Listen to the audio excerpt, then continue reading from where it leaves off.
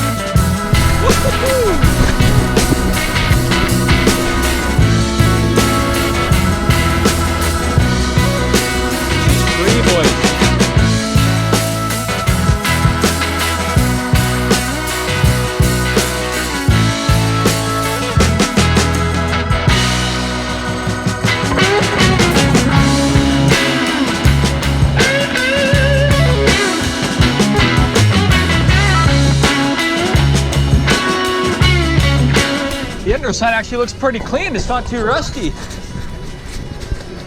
The ones, yeah, the ones from Ontario are just coated in rust, eh? The BC car seems to be a little bit better.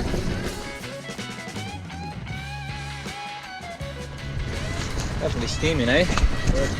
Yep. Scoops are functional. I'll go a bit further and then make the call Okay. before I get on the highway. Sounds good. Perfect.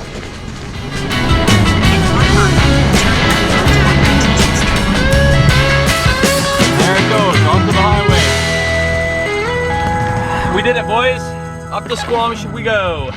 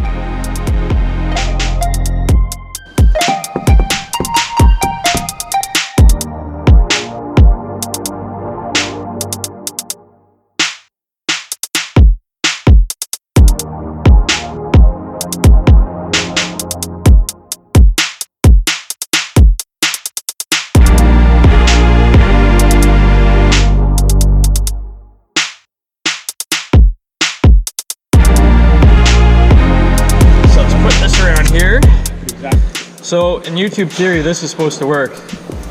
I believe it will. Let's try a little bit of air. Let's try that first. There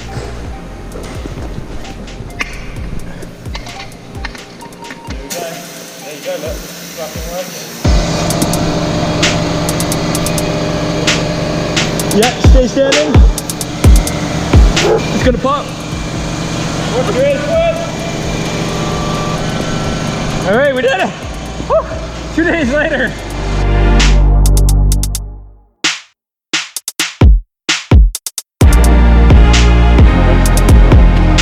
Backside dirty, super wide. Well, we did it. Thanks for your help, buddy. You're welcome, man. Awesome. I'll get out of your hair now.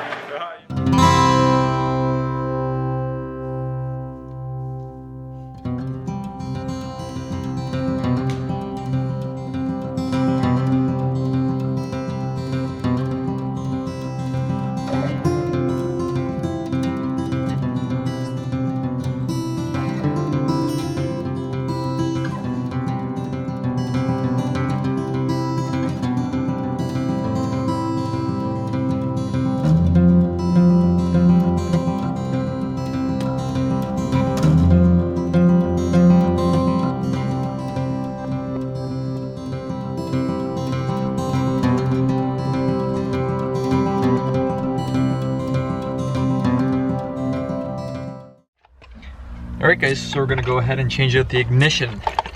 Okie dokie. First things first, got the fuel puller.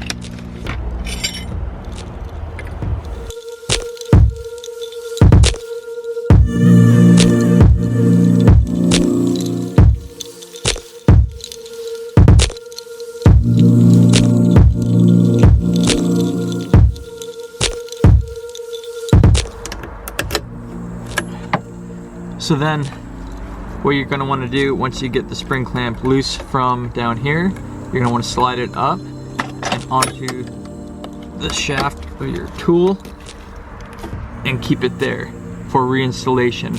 I learned this from a guy watching a YouTube video, and this is super helpful than trying to spread the clamp open to get it back around that afterwards. Alright, so what are we working with here? Now that we got our tool off, we can start to pull everything off.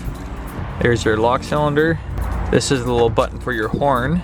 I think all we need to do is remove the blinker switch screws, and to get access at one screw that's back here, that's a set screw to hold your ignition.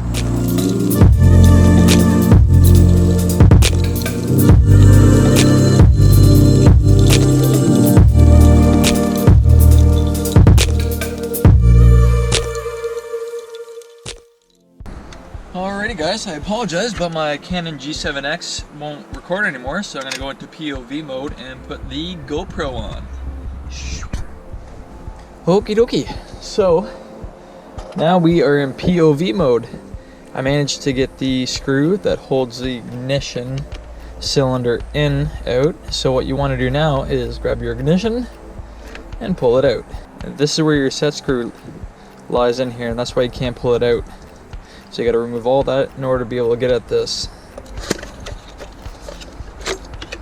Boom. Make sure they're the same. Looking good. Put that in. Slot on the bottom. Awesome.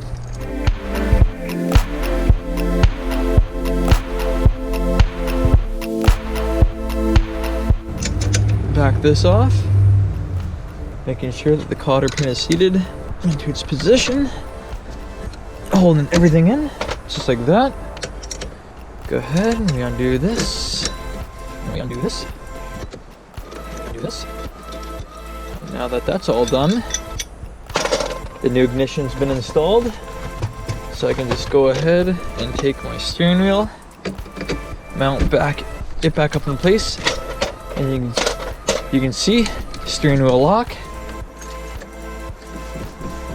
North steering lock, power, keys come out, bada bing bada boom baby, job well done.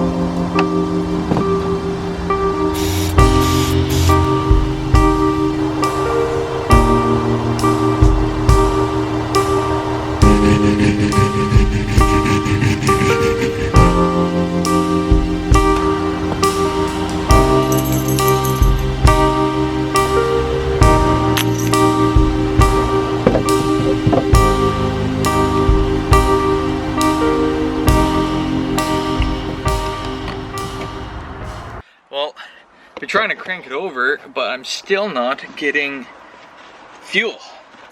I tried quick start, so I think what I'm gonna have to do is yank out the fuel pump and replace it. That's my only option. I tested everything else. Seems to be that the fuel pump is shot. Give her one more go here.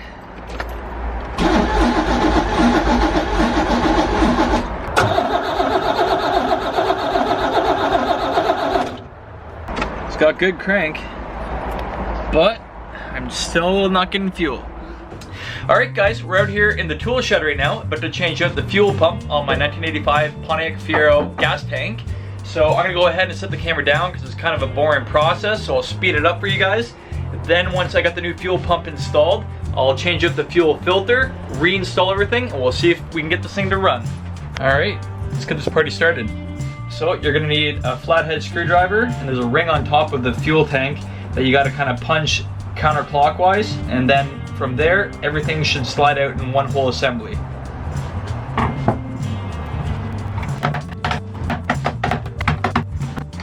Almost there.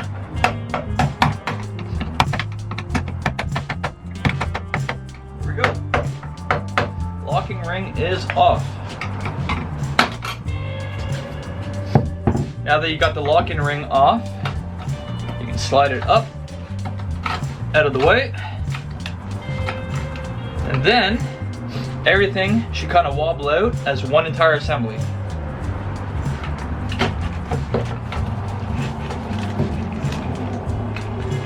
Oh yeah, she's rusty, boys.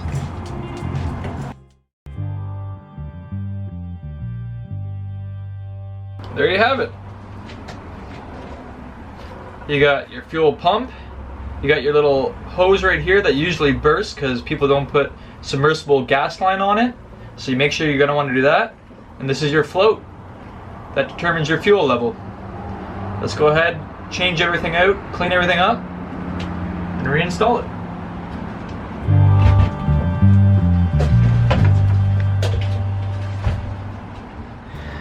Progress, guys. I managed to get the fuel pump completely rebuilt. Redid a couple of those electrical connections that were broken apart.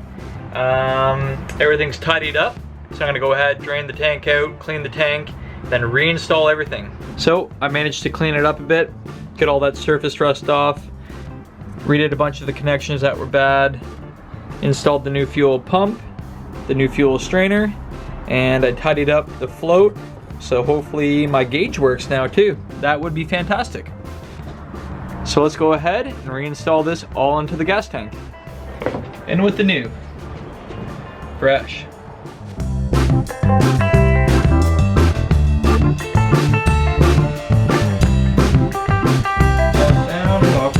Lock down. Ain't going nowhere. And just like that, guys, the fuel pump has been changed. Let's go ahead and drop it back into the car.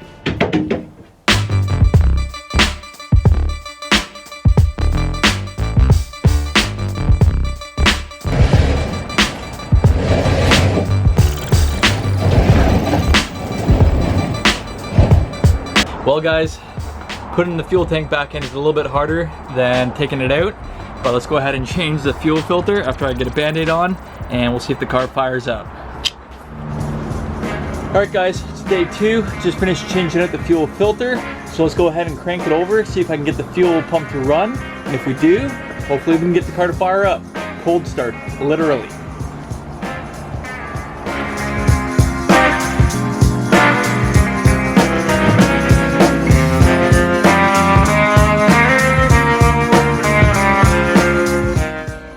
It's cold outside, literally. First things first, I'm just gonna check to see if I can hear the fuel pump kick on. Moment of truth, guys. Let's see if I have fuel.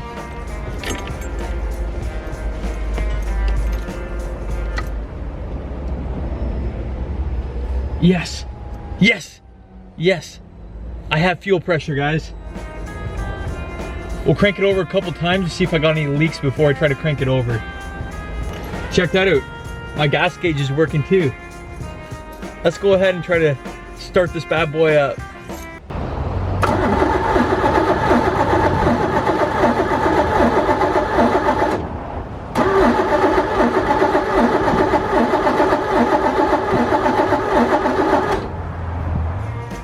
guys, so I went inside and read some forums online, and one thing I'm gonna do now is try and turn the car over and have a look at the tach. If I don't see the tach moves, that means that I might not be getting spark to my injectors via the pickup coil. That happened on my other 86 GT. I had to replace that and it fired right up. So I have fuel, I have crank, I have compression. I just don't think that the injectors are firing. So I'm gonna go ahead and turn the key over, have a look at the tach, and see if the needle moves at all. Let's do that now.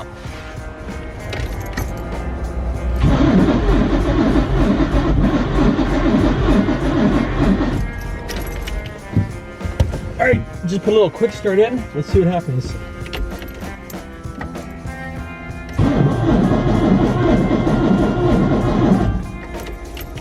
Nope.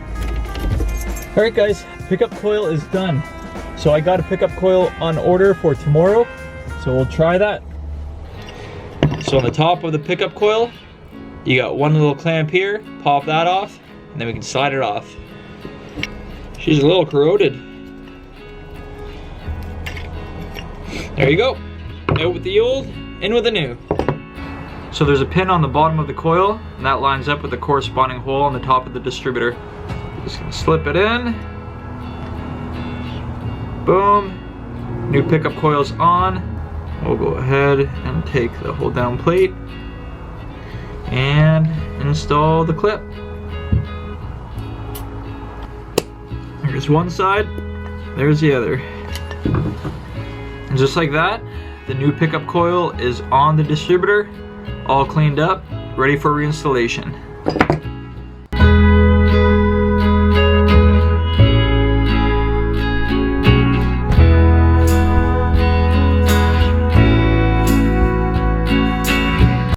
Okay, the control module is back on. So find your two clips, clip them back on, and then there's one for your pickup coil at the back. Put your distributor cap back on, everything's lined up, and you're done.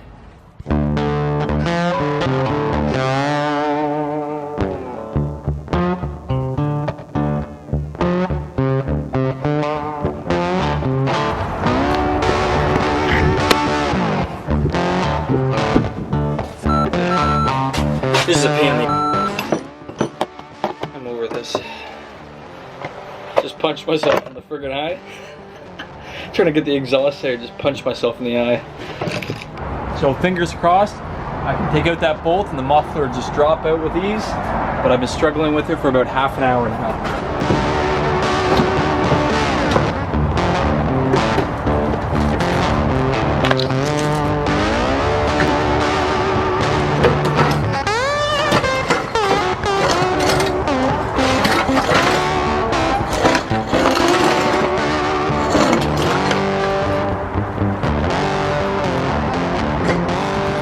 Done. Woohoo! I got the muffler out, guys.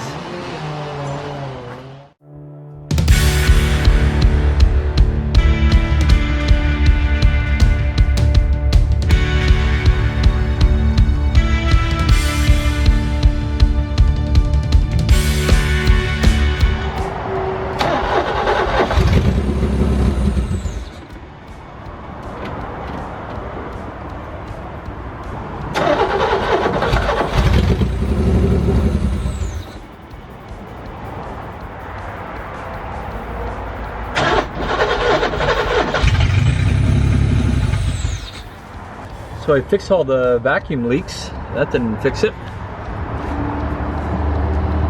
Took out the muffler to get rid of the clogged cat. That didn't fix it. Checked my grounds. Grounds are good. New ground straps. You can see all of them back in there. I don't know. Well, I tried. Just idles and stalls out. That exhaust is looking sweet. Paint's all dry. Got like a dark charcoal. Looks really, really slick. But yeah, I'm really happy with how this turned out today. The bolt that was sheared off on the inside, I drilled that bolt out. So yeah, tomorrow I can go ahead and reinstall this. Got the new exhaust back on. Got all the spark plugs wired up in the correct order. New spark plugs as well. Wires done. So let's go ahead and crank it over and see what happens.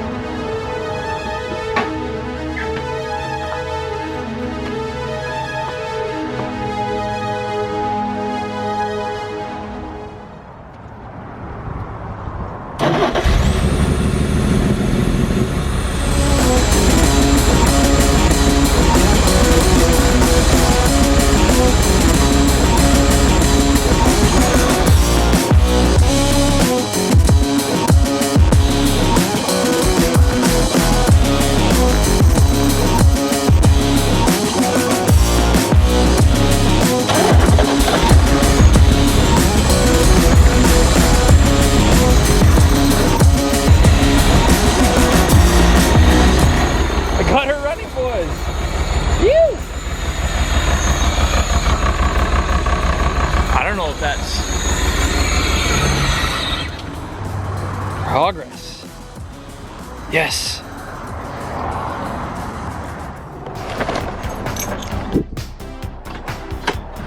Alrighty, so I'll give you guys a shot of the gauges, show you what's going on there. Alright.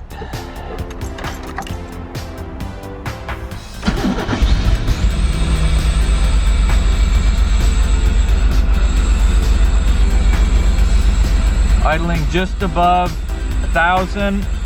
Oil pressure's at like 3/4.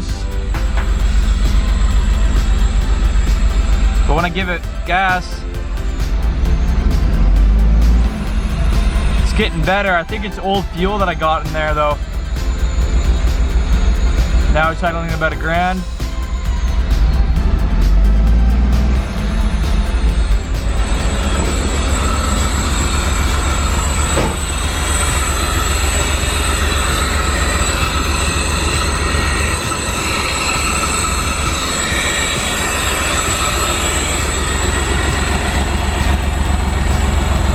Seems to be idling alright. But when I give it throttle,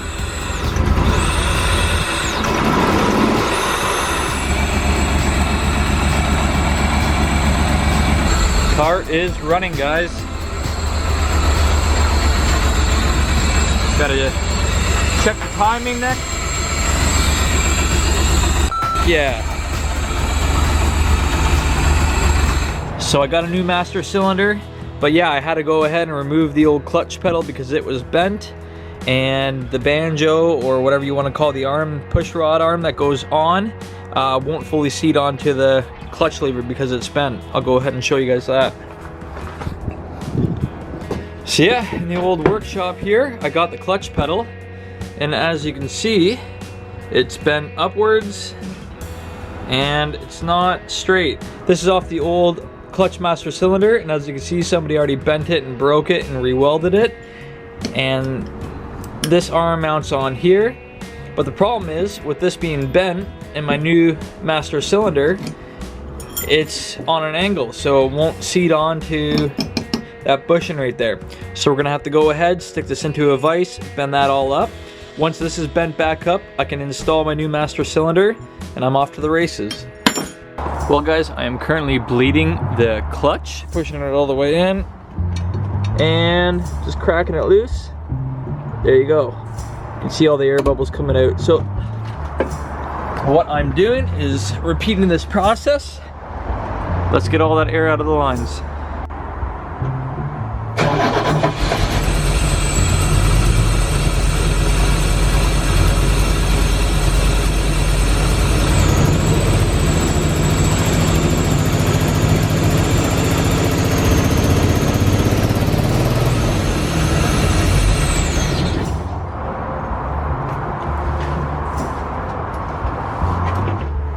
Alright guys, now that the car is all warmed up, I'm going to disconnect the battery and go ahead and drain the oil out of the car. Now that the car is all warm, I got some penetrated fluid sitting on that bolt overnight. So let's go ahead, undo that bolt, careful because it's going to be hot, and we'll drain all the old oil out.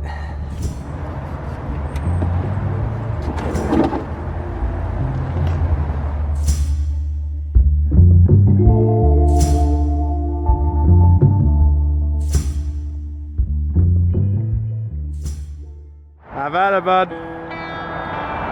Here we go. What?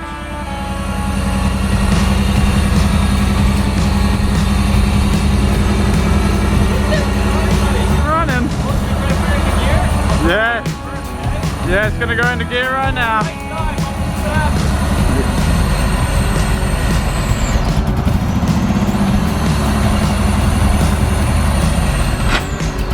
The reverse lights work. Oh shit! Smells good.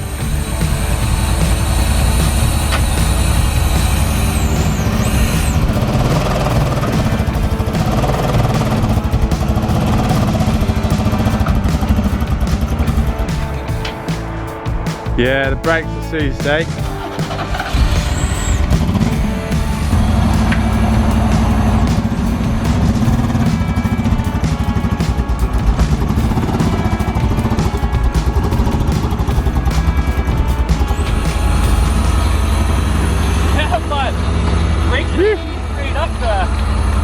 Just locking.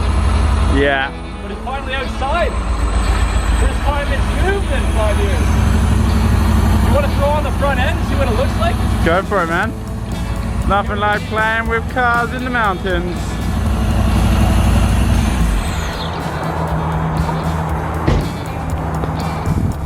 Check on the front end, see what it looks like.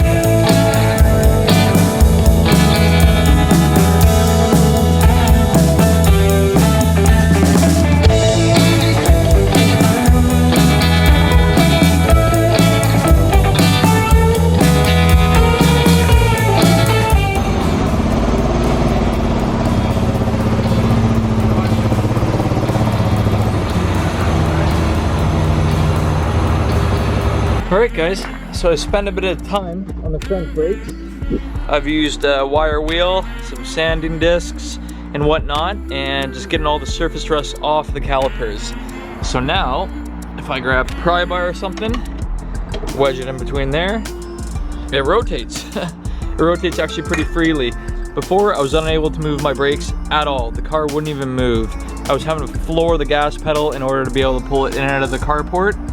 And now that all the surface rust is loose and I can spin it freely, I'm gonna go ahead and pick up some brake clean, give it a good degrease, try to get these to spin even freer.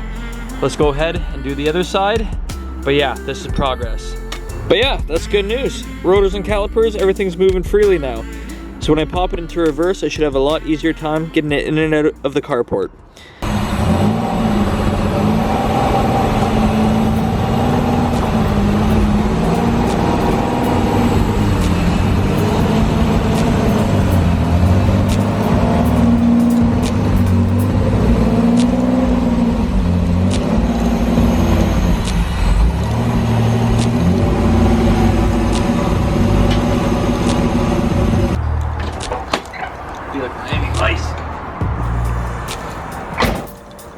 All decked out, wearing ice.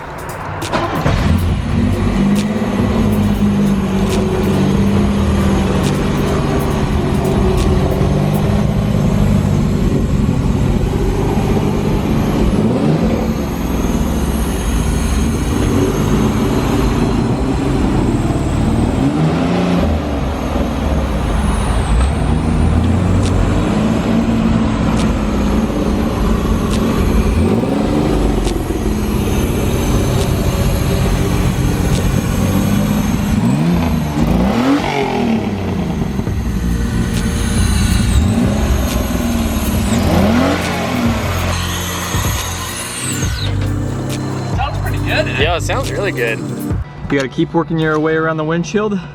If you put a little bit of pressure on it as you start breaking through, the windshield will start to move. Then it makes it easier to cut. Don't push too hard, you don't want to crack the windshield. Watch your knuckles so you don't graze your knuckles over any cut parts of glass. But yeah, we're making some progress.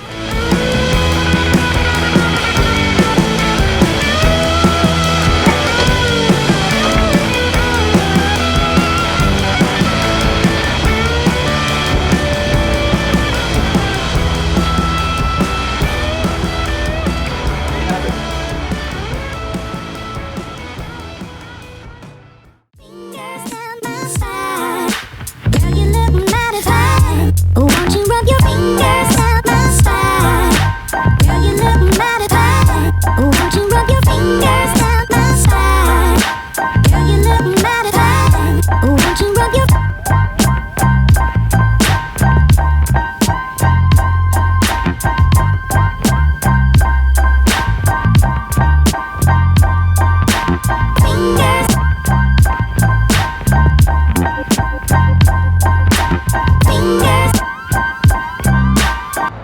So guys, the molding is the hardest part so far.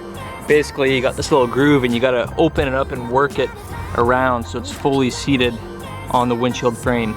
So I'm just gonna go ahead, take my time, make sure it's seated well.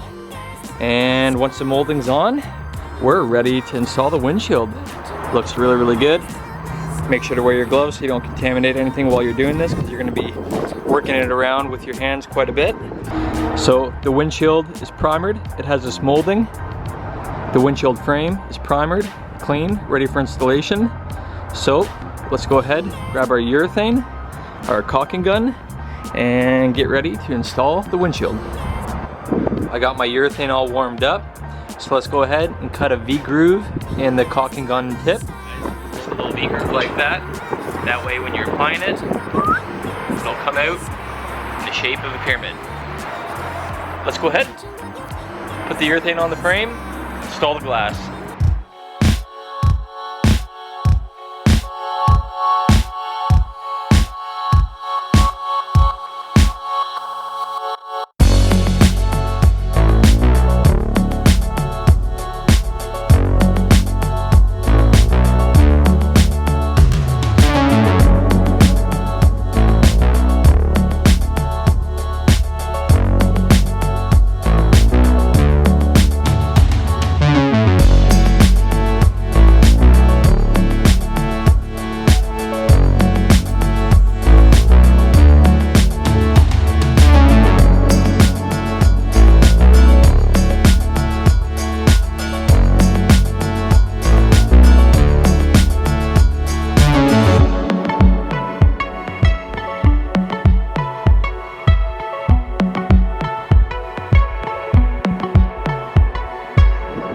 Car has glass.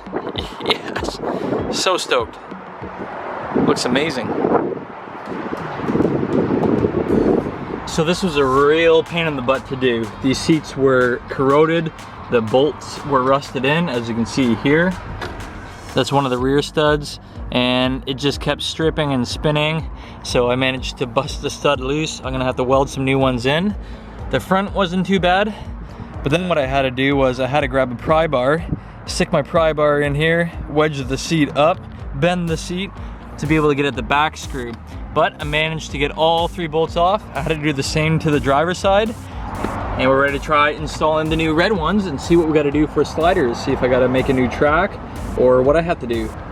Step 1 is to make sure that they even fit. So let's go ahead and pull out these 2 old seats and see what the new red ones look like.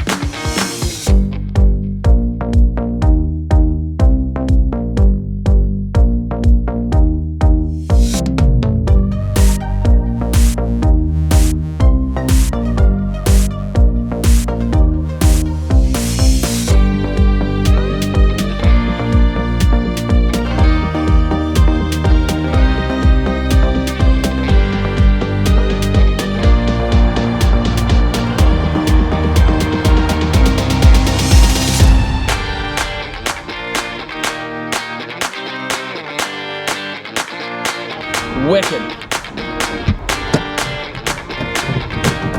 Nice.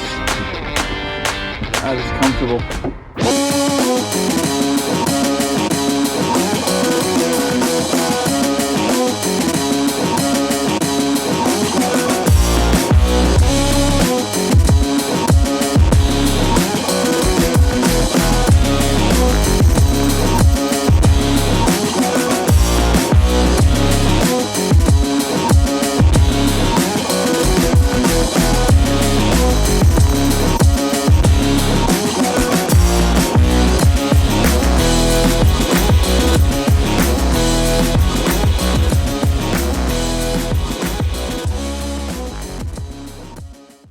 So this is the front lip I'm going to be repairing today. There's a crack here too, and we'll have to reinforce the back of that and fix that as well. where the sun lay down.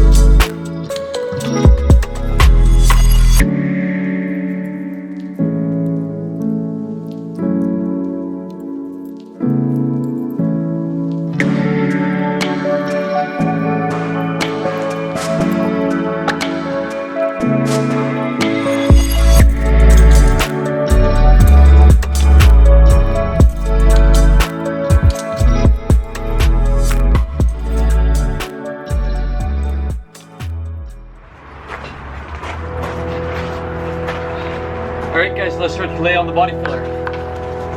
It's thoroughly mixed. Let's go ahead and start laying it on.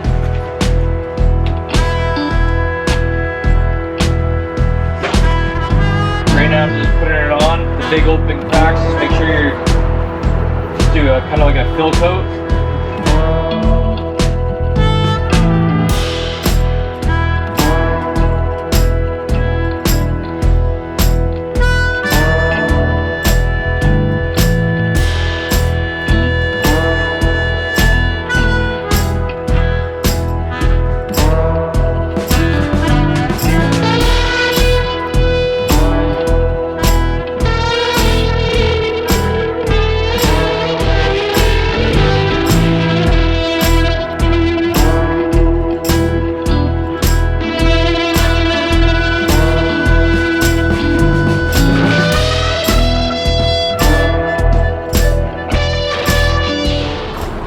We got primer on the front lip, guys. I got the crack that was right here fixed, as well as the scoop that was in 3 pieces is now 1, and it's looking pretty good.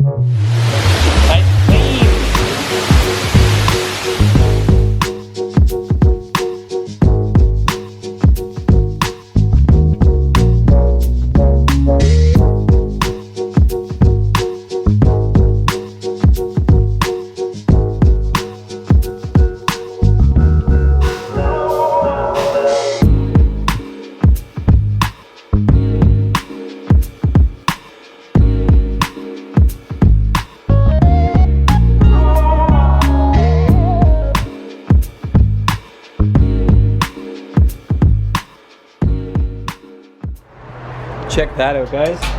Not bad for the first pass. They didn't come out as chrome as I'd like, so I'm gonna do a couple more passes on the same wheel. I got that secret weapon up my sleeve, so I'm probably gonna try that. You know what, let's go ahead and try that, see if it works. So what I got is, can't remember where I put it. So what it is, it's called Auto Sol. It's a metal polish. Grab a clean rag and start rubbing in some of the Autosol, kind of in a circular pattern like this, and we'll see what happens. We'll see if it makes it look more chrome. So I'm going to start with a small area and just rub it around to see if we can see a difference in the area I just applied the Autosol to and the other area I just had the buffing wheel on.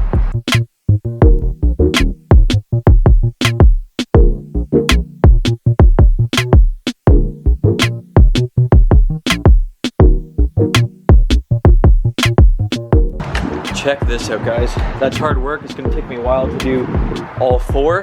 The deep dish on these wheels is crazy, so it's gonna take me a while, but look at the difference. So we got the polish from the buffing wheel, And then we got the Autosol metal polish down there that I used. And look at that. That's the chrome look I'm going for. Alright guys, so I am all done polishing up the lips of the 4 rims. Tomorrow I'm gonna go ahead and paint the faces of them gold. But check these out. Woo! Those are the fronts. Looking super, super glossy. There's another front there. There's the rears. They are gonna look so good. Now that they're reflective too, the gold is just gonna shine off the chrome, give it a really nice look.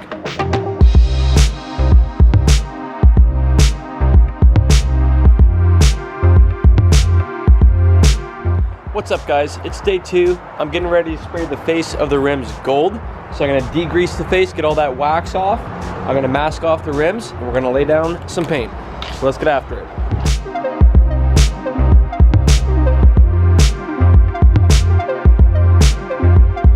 So I got all the rims degreased, taped up, masked off. So we're ready to lay down some paint. Just went ahead, covered up all the chrome. Not too worried about getting any overspray on the tires because we're gonna be swapping these out for some new ones. I cut a little piece of Bristol board out for the back side of the rims so I don't get any overspray on the inner wheel wells. I'm gonna be polishing these up after anyways. So today's mission, lay down some gold paint on the face of these rims and maybe we'll even mount them to the car and see how they look. Let's get after it.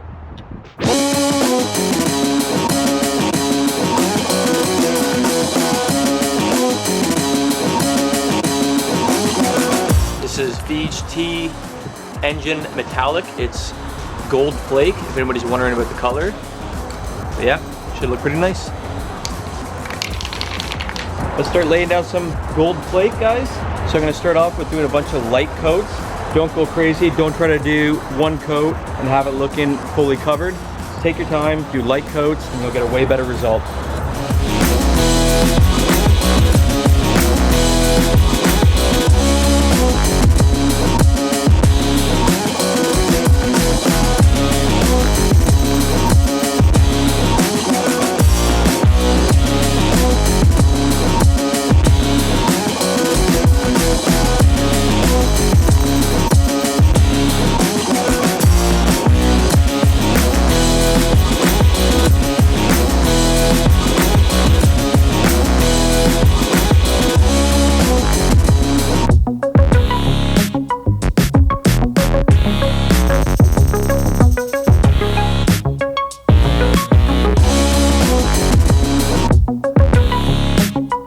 I am so stoked right now, guys. Check that out. Gold centers, polished the lip. Night and day difference from how they looked before.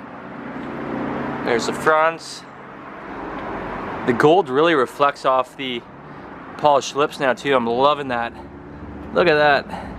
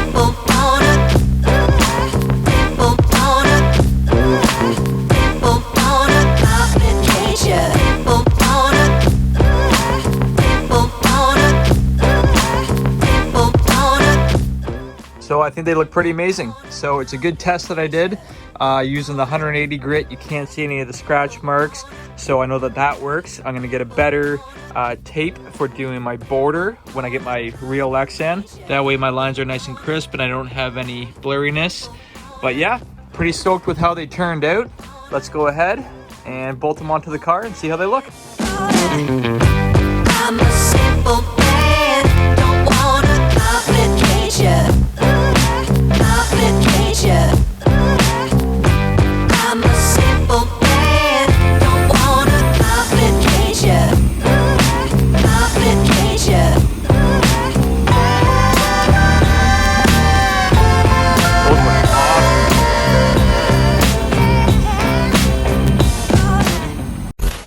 Alright guys, so this is a DIY $50 paint job. I'm going to use rattle cans, Rust-Oleum, and I'm going to show you guys how to do it DIY at home underneath your carport. So let's get to it.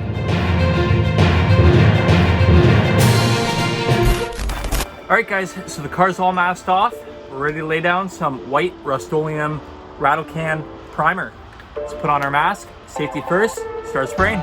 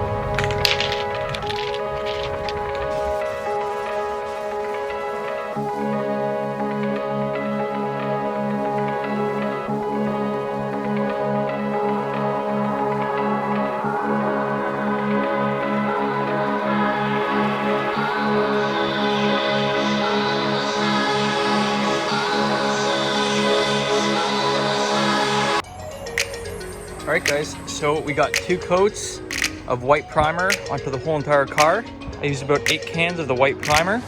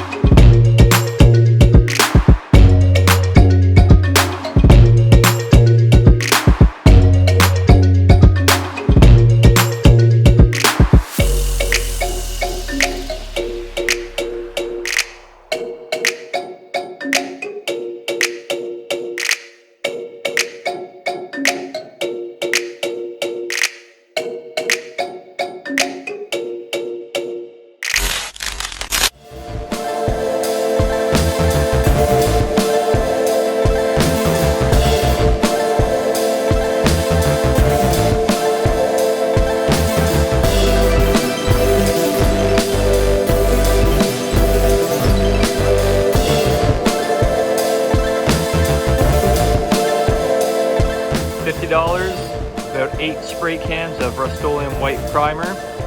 I got the chassis mount wing brackets fabbed up, so stay tuned for that next video. So I got my templates for the chassis mount wings here. I picked up some 1/4-inch steel. I don't care if it weighs a lot. So a lot of this material is going to be removed. I just want it to be stiff and strong. So let's go ahead. We'll lay out the templates on top of the steel and we'll get our grinders all ready and we'll see how easily it is to cut out my shapes.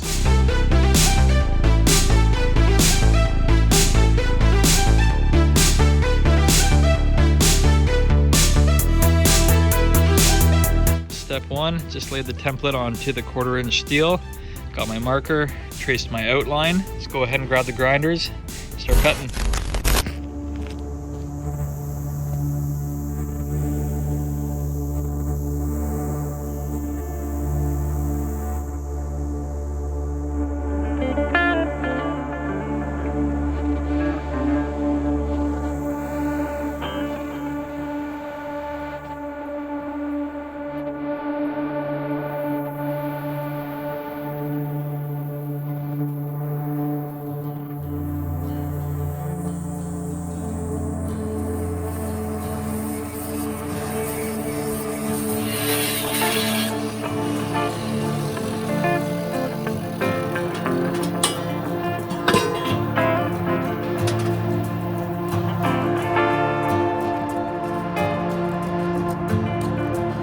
All right, guys, got it done. First bracket's all cut out.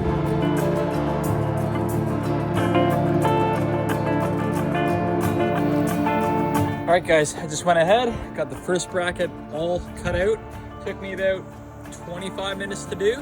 Managed to get these contours here pretty good. I was worried how those were gonna come out, but with a little bit of time, a little bit of patience, you really gotta know how to use the grinder. First one's all done. We'll spend another half an hour, get the second one all cut out, and then hopefully I can drill them, mount them, and make sure they all fit and see where any play is.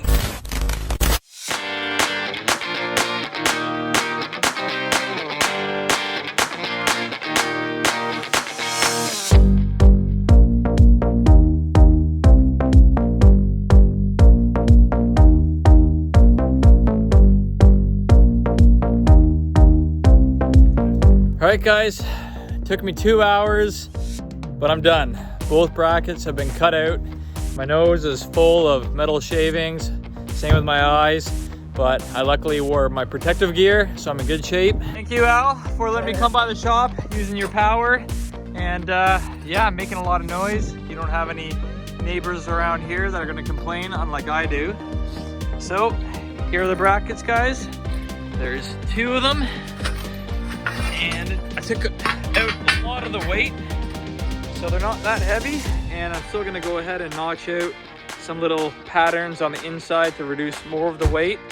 But for now, both the templates are cut out, so tomorrow I can go ahead and cut my angle, bolt it all together, fit the wing, and see how everything looks.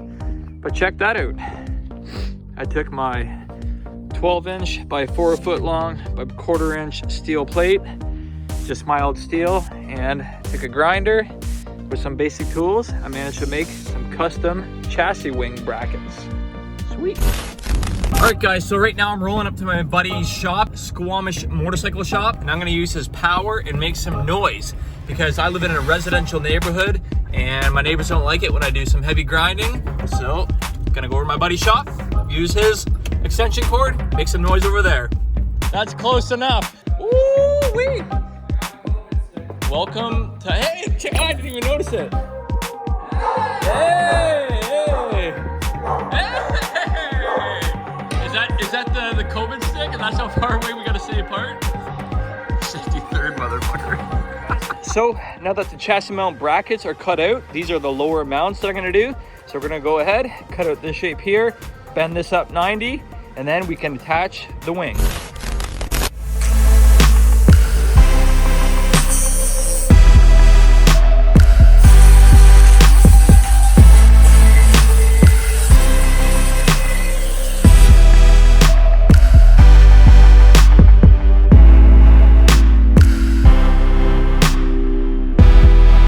Jamie, do you have a vise I can borrow? What I want to do is bend these this way about 45. Cable just shook like crazy, but we got her right to the angle that we desired. So let's go ahead and bend up the second. Get some action from the back section. Ready? Mind your weight here. Yep. Yep.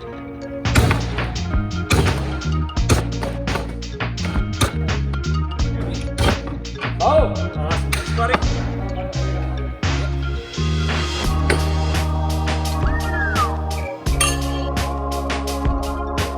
Brackets bent up, cut the shape. Let's go ahead, head back home, and we'll drill out all the holes and mount it. It's awesome to have nice friends with big shops where I can come in and do the work I need to do. Eventually we'll have the big Mad Lab. It's coming soon, and then we can get a lot more content, a lot more builds done. There you have it, guys. DIY chassis mount wing. It's all done, sturdy, ain't going nowhere. What do you guys think? Just use a simple angle grinder, cut out some 1/4 inch steel plate, got some rod down here. Actually, let's talk about that right now.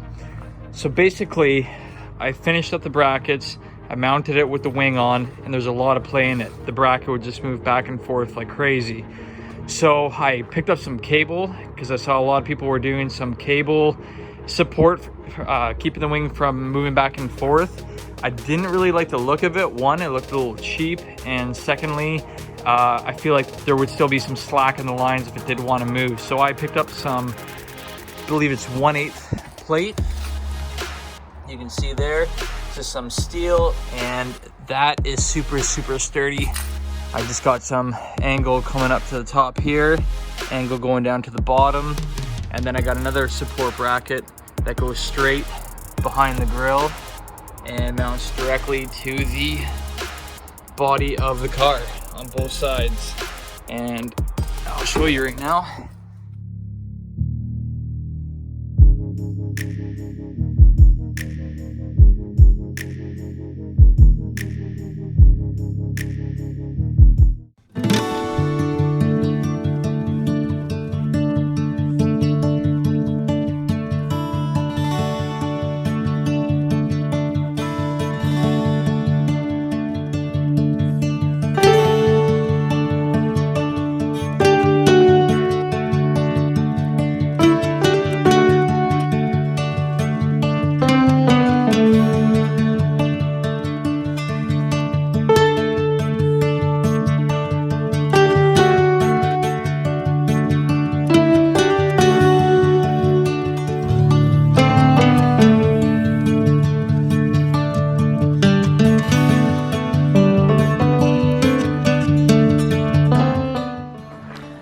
There you have it, guys. It's really hard to see on camera, but it's about a 1/16 of an inch deep, nice and straight, nice and smooth. I think that just adding those lines across here gives the front bumper really good definition as to where the bumper should separate.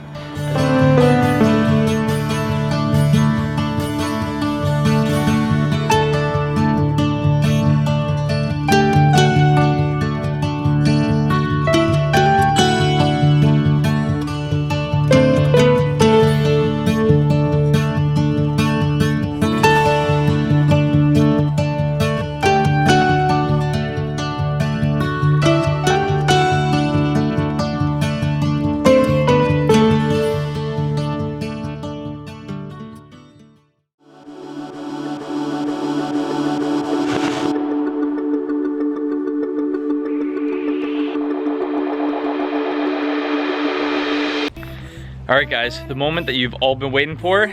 Welcome to the new Mad Lab. This is it, guys. It's a pretty big shop. We had this built about probably 10 to 11 years ago, but this is what you guys probably want to see.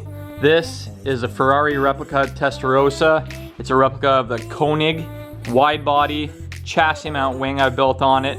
It's almost ready for paint. I gotta do a bunch of body work now because the drive across Canada did some damage to it. I got some cracks down here in the front bumper, as well as all the straps were rubbing up against the sides here and chipping out the side skirts. But for the most part, the car didn't move at all in the trailer. We got the chassis mount wing.